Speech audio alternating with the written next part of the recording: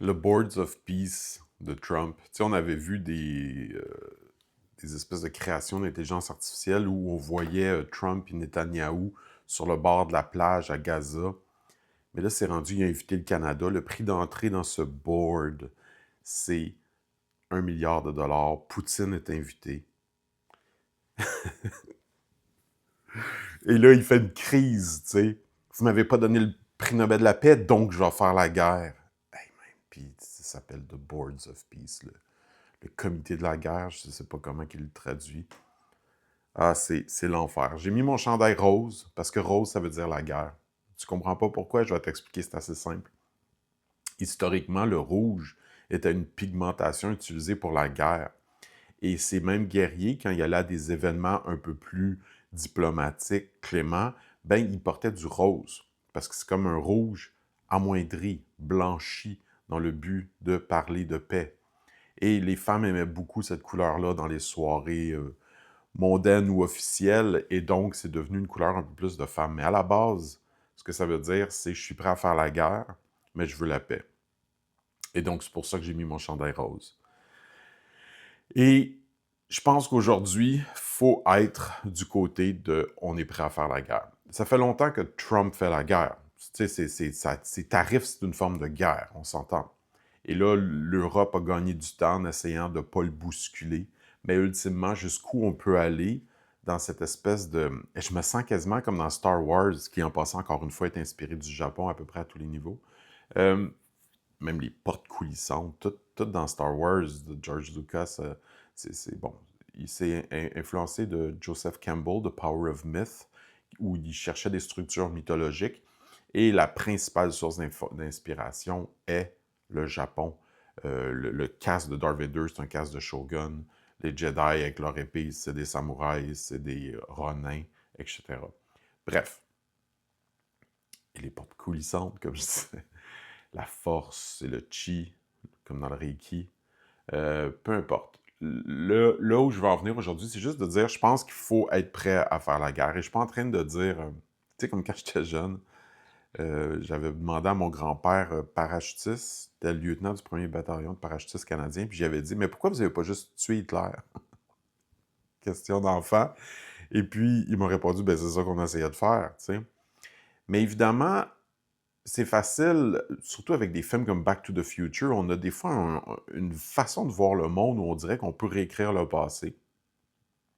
Quand en fait, c'est complètement impossible, de mon point de vue. Je ne rentrerai pas dans les détails de la physique de la chose, mais le temps, pour moi, ça n'existe pas vraiment, dans le sens où tout ce qu'on a, c'est une écriture du temps. C'est un instant, et il y a un battement, et ça fait des changements. Donc, essentiellement, le temps, c'est une façon de parler du fait qu'il y a du changement. Mais les événements sont inscrits dans le temps. C'est-à-dire que quand on fait un choix, quand on pose une action, ça, c'est écrit.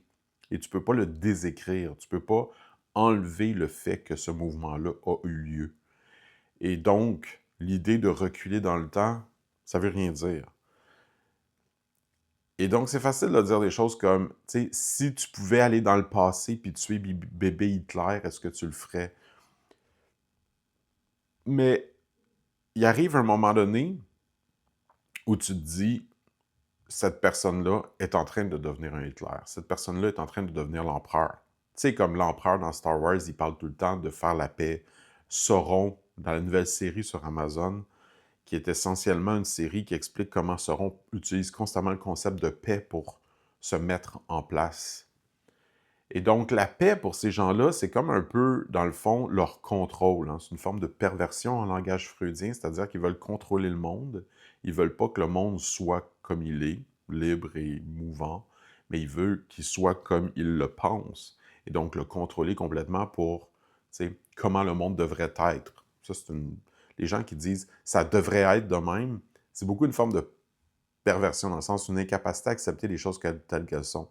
Je parlais beaucoup de Real Politics dans une autre vidéo.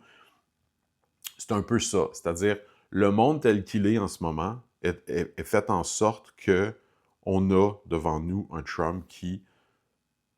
Et soyons clairs, c'est pas tant Trump que les États-Unis. C'est-à-dire que tu peux dire, oui, mais bon, c'était pas pareil sous Obama, c'est sûr. Sauf que la structure même des États-Unis qui refuse, dans le fond, le socialisme et donc qui refuse de travailler ensemble et qui est uniquement fondé sur l'individu, fait en sorte qu'il y a constamment des individus qui sortent du lot, des multimilliardaires, des whatever, et qui sont encouragés à écraser les autres parce que les autres ne méritent pas. C'est ça, hein, l'idée du socialiste, c'est de dire ben, on va s'occuper de nos maillons les plus faibles de la société. Et donc, la qualité d'une société est déterminée par ses maillons les plus faibles plus que par ses maillons les plus forts. Mais c'est pas ça du tout aux États-Unis. Et donc, c'est comme une espèce de maladie mentale, ce que les États-Unis vivent en tant que société, où ils sont toujours en train de mettre de l'avant l'individu au lieu du groupe. Et donc, c'est inévitable qu'une personne comme Trump arrive, mais aussi un Zuckerberg qui se met à contrôler la politique canadienne au travers de Facebook, ou etc. Parce que, dans le fond, c'est comme ça. C'est ça leur valeur. Et donc, leur pays valorise le succès individuel au détriment du groupe. Et donc, inévitablement, ça transparaît dans leur valeur internationale. C'est-à-dire que écoute, même Obama avait utilisé les données. Il avait utilisé l'ère des prédateurs ou l'ère. Je vais faire pause, je vais aller chercher le livre duquel je parle. L'ère des prédateurs de Giuliano da Empoli. C'est un Italien qui écrit en français. Il écrit en plusieurs langues, là, l'italien notamment. Mais c'est ça, il a gagné des prix, là, son écriture en français est excellente. Et là-dedans, il explique comment, dans le fond, Obama a utilisé les outils de l'intelligence artificielle pour faire, par exemple, des publicités ciblées sur des individus dans des circonscriptions clés de façon à gagner ses élections. Et donc, quand les individus aux États-Unis pensent qu'ils ont le droit au pouvoir, même s'ils sont Obama, même si Trump... Ce que j'essaie de dire, c'est que c'est pas tellement grave quel individu est au pouvoir. Aux États-Unis, il va toujours avoir de la corruption parce que ils sont toujours dans un mode de la fin justifie les moyens et ma victoire peut être faite au détriment de la démocratie, au détriment du droit des autres, etc. Parce que dans le fond, ils voient le monde comme ça. Et donc, ils sont essentiellement belliqueux. C'est pas les seuls, hein. L'OTAN a été créée en réaction au fait que la Russie, après la Deuxième Guerre mondiale, a trahi ses ententes et, par exemple, a essayé de faire l'annexation de la Corée du Sud en attaquant. Et donc, l'OTAN, c'est essentiellement une organisation défensive qui s'est créée en réaction à un mal.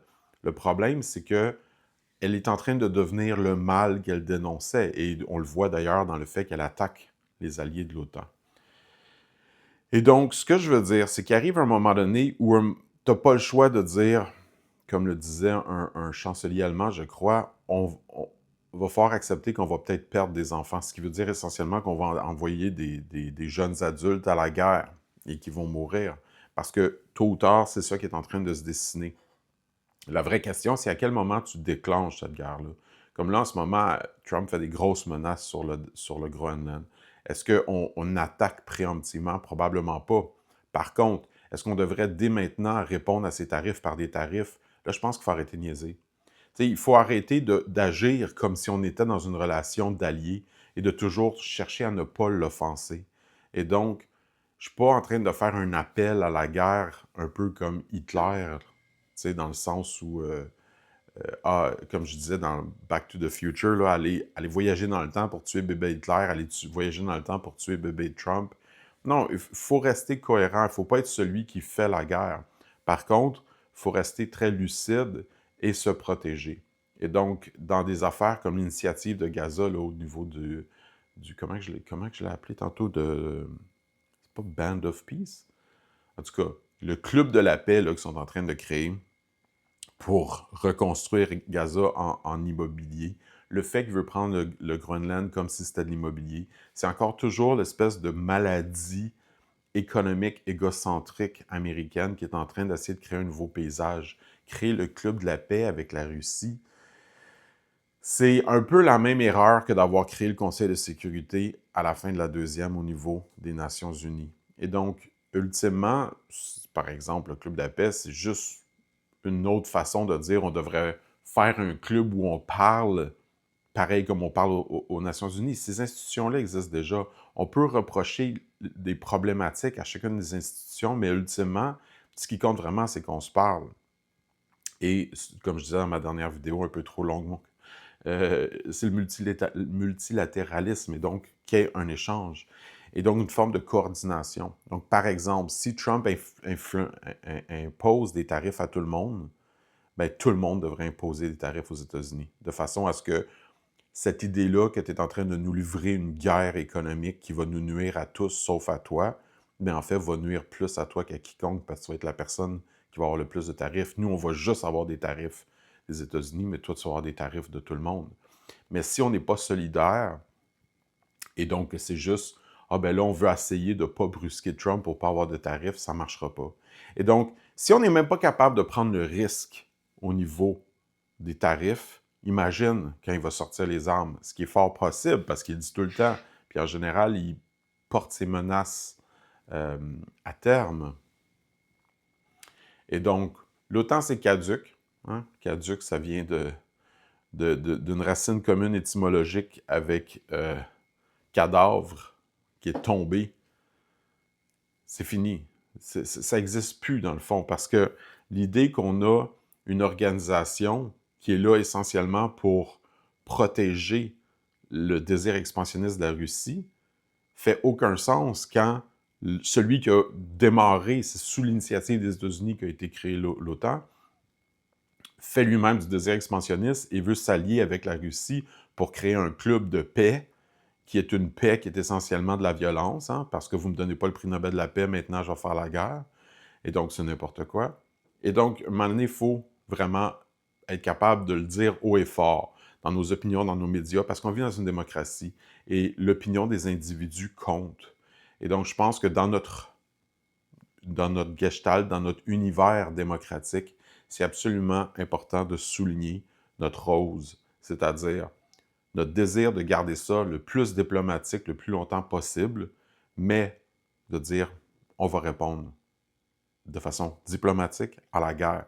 Et donc, si tu nous attaques avec des tarifs, on va t'attaquer avec des tarifs. Si tu nous attaques avec des armes, on va t'attaquer avec des armes. Parce que c'est pas vrai que l'ère de paix va s'instaurer en pliant les chines. C'est pas vrai que l'ère de paix va arriver en faisant les bonnes volontés de l'empereur Palpatine.